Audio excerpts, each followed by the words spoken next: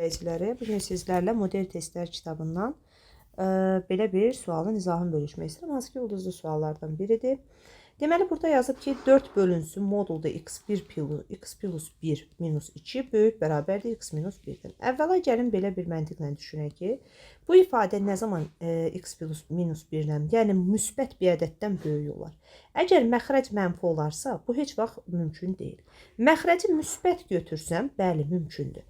İndi məxrəcin müsbət qiymətini hesablayıram. Baxın, məxrəcin müsbət qiyməti budur. Yəni x plus 1-in 2-dən böyük qiyməti. Hansı qiymətlər ödəyir? X plus 1 böyük 2, mənfi x minus 1 böyükdür 2. Yəni, x ödəyir 1-dən böyük, x kiçikdir mənfi 3-dən. İndi gəlin bu qiymətlərdə bu bərabərsizliyin həllərini araşdıraq. Əgər x böyükdürsə 1-dən, məxrəc müsbət olduğu üçün buradan artıq çıxacaq cavab x plus 1. Daha doğrusu olacaq elə birbaşa x minus 1 yazaq. Çünki modul müsbət çıxardacaq. Böyük bərabərdir. 1-dən böyük ədədlərdə bu modulda müsbət çıxır. Belə bir yazı ilə qarşılaşırıq. Deməli, eləyəcək bunun ortaq məxrəcə gətirsə x minus 1 minus 4 vurulsun x minus 1-in kvadratı böyük bərabər 0. Gəlin intervalı həll edək. İntervalı həll eləsəm nədir? Surət eləyəcək deməli 2 minus x üstəgəl 1. Hansı ki 3 minus x. Digər tərəf eləyəcək 2 plus x minus 1, yəni 1 plus x. Bölünsün x minus 1. Qeyd etsəm sıfırlarını. Olacaq nə? Mənfi 1. Müsbət 3, müsbət 1. İşarə təyin etsəm, baş əmsal mənfi olduğuna görə mənfi, müsbət olacaq. Sizdən böyük 0 istəyir.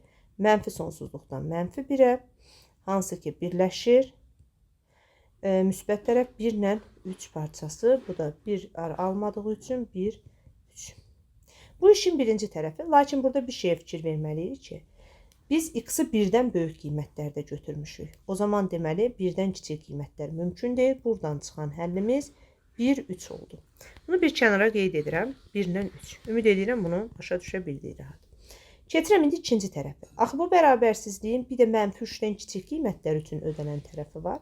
İndi həmin bərabərsizliyi mənfi 3-dən kiçik götürürəm. X kiçikdir mənfi 3-dən. Mənfi 3-dən kiçik qiymətlər üçün təbii ki, bu beləcə yenə də müsbət 4 bölünsün x minus 1. Amma digər tərəf olacaq 1 minus x. Yaxşı, o zaman bunu həll edək. X minus 1 artıq bu tərəfə keçəndə plus x minus 1 böyük bərabər 0. Bu da həmçinin x minus 1-in kvadratı üstə gəlinsin 4 şəklində olacaq. Surət hər zaman müsbətdir. Deməli, məxrəc müsbət olmalıdır. X-in 1-dən böyük qiymətlərində düz gəlir. X-in 1-dən böyük qiymətləri və həmçinin mənfi 3-dən kiçik qiymətlərində kəsişməsi var. Bunların kəsişməsi olmadığından bu hissədə qiymət almır. Deməli, bizdən də nə soruşur? Tam həllərinin cəmini soruşur. 2 plus 3, tam həllərinin cəmi 5. Çünki buradan qiymət almadıq. Birincidə isə sadəcə 2 və 3 ödəyir. Doğru cavab C variantı.